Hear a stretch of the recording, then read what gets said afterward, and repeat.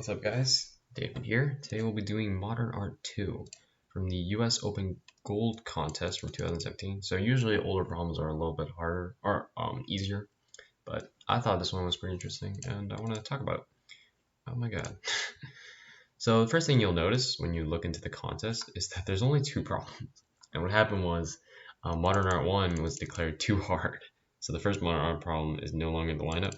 We unfortunately had to revoke the problem since an algorithmic flaw was identified that invalidates the solution approach we had in mind, making the problem much harder than intended. So in a sense, they messed up. So quick note before we start, I think the problem statement is actually pretty hard to understand. It's a little weird, and it took me like 10 minutes or maybe even longer to just read it over and over again. But the idea is this. So we have n, right? N is usually, and in this case also, the size of the array, and you're given an array. And your goal, your goal is to copy this array, right? And you can do that through intervals. So I can paint this one here, or actually I'll just check that. I can paint this one here, 4 and 5 here, this one here, and maybe paint both these threes. And so each number represents a color and 0 is blank. So, yeah.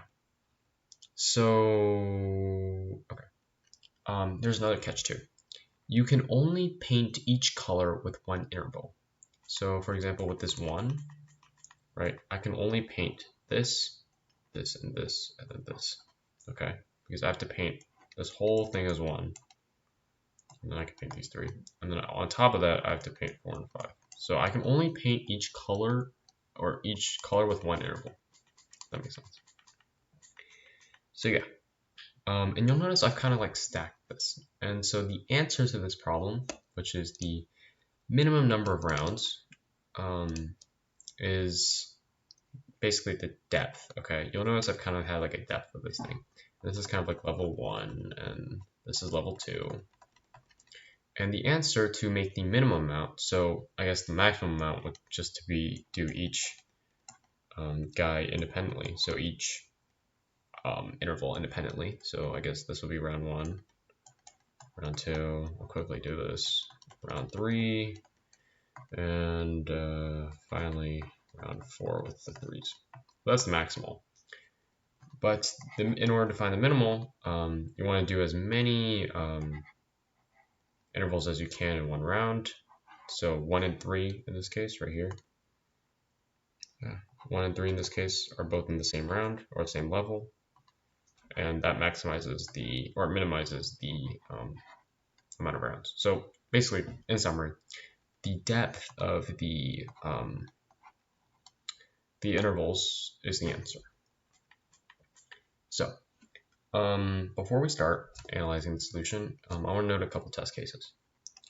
So for example, 101. You can't paint if the answer has like a 0 between two numbers that need to have the same value, that means it's not possible, because you would have to paint over it to reach both these, because you can only paint every color once for one interval, and that means no 0 can no longer be 0 anymore. I don't think they do this in the test cases because I forgot about it when I implemented it, but now I realize it.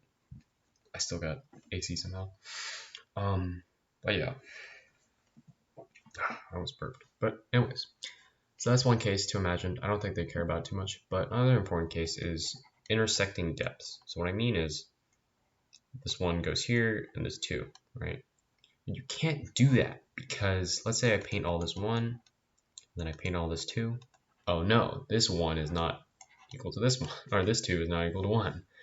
And if these two depths are supposedly in the same level and they inhabit like two similar indices, it's not possible. So I'm just going to call this the 1, 2, 1, 2 situation. So yeah, when these two cases pop up, you just print out -1. It's impossible. -1. Okay. So yeah. So what's a good way to implement this? And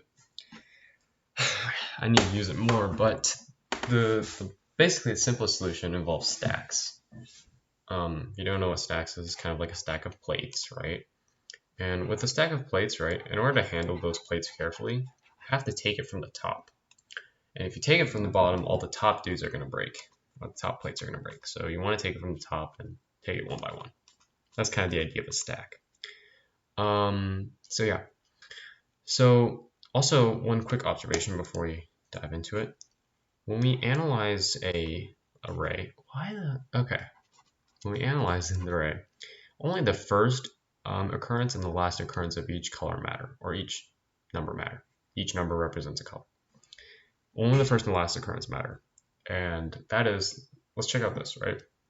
Although it looks very similar to the 1, 2, 1, 2 situation, it is possible though. It's not -1. I can paint this one, and then I can paint this 4 and 5. And you'll notice there's no need for this one. It does not matter. It really does not matter. But it has been painted over. So yeah, but the middle numbers don't matter. We only want the first and last occurrence. Actually, I'll keep this here. So yeah, let's get into how we can use stacks in this situation. So because we only need to use the first and last occurrence, let's just use this example. I think this one's the best. Let's build a stack, right? Actually, I'm going to change it up to white. How about that? So we have a stack, right? And so every time we, actually, before we start, I'm going to add a 0 at the very bottom, and this will be important. So before, let's iterate through indexes 0 through n-1, and let's add a 1 here. So every time we meet a first occurrence, so this is the first occurrence that 1 happens, we pop it onto this, or we push it onto the stack. 4 is also a first occurrence, and this is also actually its last occurrence, so I have to take it out of the stack. And throughout this process of 0 to n-1, the answer is literally just the size of the stack, and the size of the stack -1. Because the 0 is the -1. And so, yeah, the answer is basically that. And so, so not only will it discount all the middle numbers because we only care about the first and last index. Okay, so recap. So when it's the first index, we push it onto the stack. When it's the last index, we'll pop it out. And then the answer is the maximum size of the stack at any given point in time. So yeah. So I just popped 4. This one doesn't matter, so I'll skip over it. 5, push it onto the stack. I'll actually pop it as well because it's the last occurrence, and then I'll pop the 1 as well. I have to erase all this to undo it. So I pop the 1, and yeah, it should work. And so this also helps with the 1, 2, 1, 2 situation, because let's just analyze that too. Okay, there we go. 1, 2, 1, 2 situation. Yeah, so this is important because let's say I go through 1, right? So I'll pop 1 in the or push 1 into the stack because it's its first occurrence. Then I'm going to push 2 into the stack because it's its first occurrence, and then 1. 1 is not equal to the top of the stack. And the reason why the top of the stack has to equal to the last occurrence is if you notice how each interval goes, like the only good interval goes within itself. So like this has a depth of 5, and this is good because like it has to kind of, each interval has to be smaller than the next, kind of like a pyramid. That's the only way it's like possible to paint in one go, paint with one interval. Yeah, so every time this last interval goes, it will be popped off the stack. This will be popped off the stack. So like if I go left to right, push, push, push, push, push, and then I'll pop, pop, so through here. So through here, I'll pop this guy. Through here, I'll pop this guy. Through here, I'll pop this guy. Through here, I'll pop this guy. And then, yeah. And with the 1, 2, 1, 2 situation, well, it's kind of more like this. And if you think of a pyramid, this is going to fall, this top part. So yeah.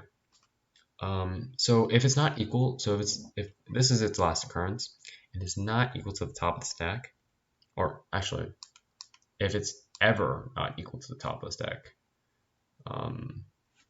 it's a -1. It's not good. Okay, so let's go back to when I added this 0. Hey Dave, why do you need the 0? You know, this part really pissed me off. The whole process, I spent like hours trying to realize, why am I getting wrong answer? Here's the deal. So let's say you have load 0 in the beginning, right? And I'll have like 1, 2, 3, 2, 1, 0. These zeros are empty. These do not contribute to the stack at all. So the real answer is 3. But if you don't add this 0, and you say this is its first occurrence, this is 0's first occurrence, and this is 0's last occurrence, what's going to happen is your answer is going to be slightly off by 1. Because it's going to detect this as a depth, this is a depth, this is a depth, this is a depth. It's 1 extra. Dang. That literally observation made me lose or spend like 3 hours just for nothing. And so the solution to it would be to, so when you have an array, right? Let's go back to 1, 5, 1, 4. I think I swapped 5 and 4. Just add a 0 to the ends. And in doing so, if there's any weird zeros in the middle, or in this case, like a 0 here and maybe 3, if there's any zeros in the middle, it's not going to detect it. It's not going to detect this, or it's not going to, or, yeah. So, okay, let's say this is the original array. It's not going to detect this as a possible array. That's kind of the reason why. And so if we add 2 zeros at the thing, right, and we'll say like the first occurrence of 0 is 0 or index 0, and the first occurrence of the last occurrence of 0 is n+1 because you added 2 to the array. It will just discount all the middle zeros, and then we'll subtract the answer by 1. So subtract the size of the stack by 1, and we're good. And so that's why that's important. But that's kind of the solution. Quick recap. So every time we find the first occurrence, we'll pop it on the stack, or push it off the stack. Last time we'll pop it, and the max size of the stack is the answer. So let's just go through it. This is my first array, so this accounts the first occurrence and the last occurrence. Here, if it's -1, so -1 meaning the 0, I'm going to push 0, and if it's equal to n, I'll just pop that at the end. Okay. There's actually really no reason to do this. I can just skip and I'll be fine. Actually, yeah, I could literally just do this and it'll be the same, but I don't really care. I like my code anyways. And so, yeah, and if it's equal to 0, this is the case. This is not checked inside the test cases. This is actually something they didn't notice, I think, is this part, there's 1, 0, 1 solution or test, possible test. And that's because you can't paint over like originally unpainted area. So this would be -1 if the size is not equal to 1. So the size would be 1 because of the 0 in the stack, the 0 in the stack. So yeah, if it's first occurrence, I'll push it onto it. Then I'll take the max of the stack. So this is just long. If it's if the top doesn't equal to it, yeah, print out -1. And if it's last, yeah, pop it. And then -1, and of course file input. So yeah, this is my first problem on the channel, first gold problem on the channel. So I'm pretty excited. Hopefully we can do even platinum problems in the future. But for now, we will have to do with modern art too. And I like this problem. I don't use stacks a lot, and I still need to practice stacks a lot. Stack. But hey, AC, cool. I'm so used to the red, man. So if you get a wrong answer, it's going to have a red X on it. And I've seen red so much on this problem. So that's it for today, guys. I hope you enjoyed, and see you next time.